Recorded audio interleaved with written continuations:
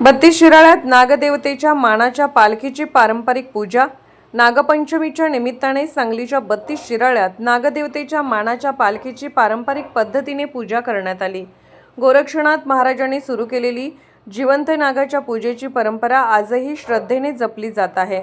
मानाची पालखी महाजन कुटुंबियांच्या घरातून निघाल्यानंतर गुरुवार पेठ कुर्णे गल्ली मार्गे मरीआई मंदिरात नेण्यात येते। त्यानंतर ग्रामदैवत अंबाबाई मंदिरात पालखीची पूजा व आरती करण्यात आली। या सोहळ्यास भाविकांची मोठी उपस्थिती होती। शेकडो वर्षाची परंपरा असलेली आपली 32 शिराळ्याची नागपंचमी, या 32 शिराळ्याच्या नागपंचमीसाठी परराज्यातून सुद्धा भाविक या ठिकाणी पूर्वी यायचे, कारण या ठिकाणी जिवंत नागाची पूजा व्हायची।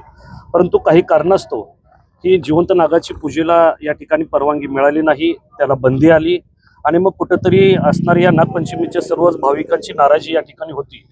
परंतु गेल्या वर्षापासून गेल्या अनेक वर्षाची जी बंदी होती, बंदी उठली आणि गेल्या वर्षीपासून याला जिवंत नागाची पूजा करण्याची परवानगी मिळाली।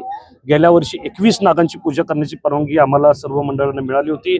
यानंतर आता ह्या वर्षी 41 जिवंत नागांची पूजा करण्याची आम्हाला परवानगी ह्या वर्षी मिळालेली आहे आणि याचा सातत्याने मी पाठपुरावा या ठिकाणी केंद्र सरकार बरोबर करत होतो आणि म्हणूनच नरेंद्रजी मोदी साहेब असतील, अमितजी शाह साहेब असतील आणि त्याच पद्धतीने आमचे राज्याचे मुख्यमंत्री आदरणीय देवेंद्रजी फडणवीस साहेब असतील, वनमंत्री नाईक साहेब असतील, या सर्व मंडळींनी मिळून त्याच्यातून मार्ग काढला आणि आम्हाला 41 जिवंत नागाची पूजा करण्याची परवानगी मिळाली। म्हणून एक वेगळं उत्साहाचं वातावरण ह्या शिराळ्याच्या पंचकृषीमध्ये आहे आणि त्याच पद्धतीनं सर्व भक्तांमध्ये आहे आणि म्हणून खऱ्या अर्थानं वेगवेगळ्या पद्धतीनं जसा देव वेगवेगळ्या ह्याच्यामध्ये दर्शन देत असतो, त्याच पद्धतीनं आता नाग सुद्धा आम्हाला वेगवेगळ्या पद्धतीनं या ठिकाणी दर्शन देऊ लागलेलं आहे। आता बघितलं तर ह्या वर्षी आमच्या असणाऱ्या कच्चाड युवा शक्तीचं जे नागराज मंडळ आहे, त्या नागराज मंडळांना पांढऱ्या नागानं दर्शन दिलेलं आहे।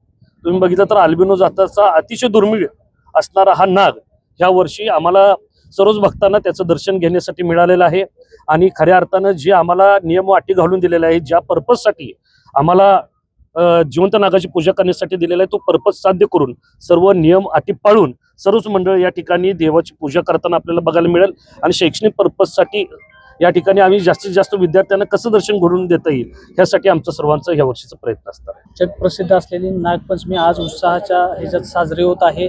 आमच्या कच्चाड युवा शक्ती नागराज मंडळाला अल्बिनो जातीचा पांढरा शुभ्र नाग आम्हाला सापडलेला आहे। ह्या नागाचं वैशिष्ट्य असं आहे की शेकडो वर्ष झालं आमच्या इथं नागपंचमी साजरी केली जाते, पण पांढरा शुभ्र नाग हा दुर्मिळ पद्धतीचा नाग पहिल्यांदाच आम्हाला इथं सापडलेला आहे आणि या नागाची माहिती आम्ही शैक्षणिक पर्पजसाठी याचा माहिती देऊन लोकांच्यात प्रबोधन करण्याचा या माध्यमातून प्रयत्न करतोय। त्याचबरोबर प्रबोधन करता करता आम्हाला नागदेवतेची पूजा करण्याची संधी सुद्धा या केंद्र शासनानं राज्य शासनानं उपलब्ध करून दिलेली आहे। त्याबद्दल मी सर्वप्रथम महायुती सरकारचं मी आभार व्यक्त करतो आणि ह्या नागाबद्दल जेवढी काय प्रबोधन करता येईल ते आमच्या मंडळाच्या वतीनं आम्ही करणे। वैशिष्ट्य नागाचं वैशिष्ट्य असं आहे की हा दुर्मिळ पद्धतीचा अतिशय पांढरा शुभ्र नाग आहे।